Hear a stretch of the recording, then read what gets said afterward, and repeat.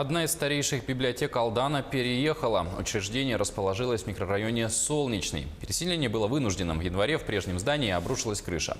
Как устроились библиотекари и читатели в новом месте, расскажет Татьяна Вахнина.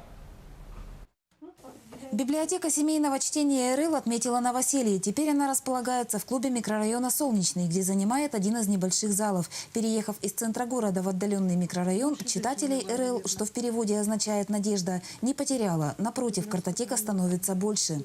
Она навела мосты на творческую деятельность по своей именно библиотечной деятельности с детским садиком «Дельфин», со средней общеобразовательной школой номер 9, как ее здесь полюбовно называют, «девяточка». Очень много записываются к ней Владимировны пенсионеры, жители микрорайона Солнечный, которые непосредственно на сегодняшний день больше находятся дома. Им очень сильно хочется общения. Классические и исторические книги, энциклопедии, массовые детские произведения. В библиотечном зале Нина Кузнецова разместила наиболее востребованную литературу. Это малая часть фонда. Основные богатства пока хранятся отдельно. Здесь для 5000 экземпляров просто нет места. Впрочем, если читателю потребуется редкая или отраслевая книга, он ее получит.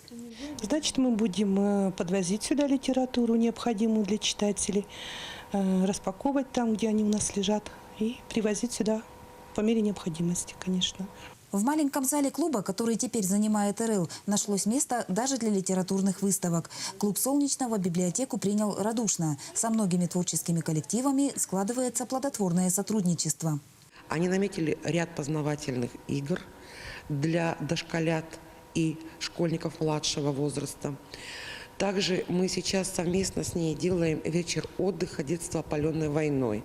Переселение библиотеки в клуб Солнечного является временной мерой. Ожидается, что в ближайшие месяцы вопрос с созданием решится, и РЛ переедет в город. Татьяна Вахнина, Сергей Шипачев, Алдан.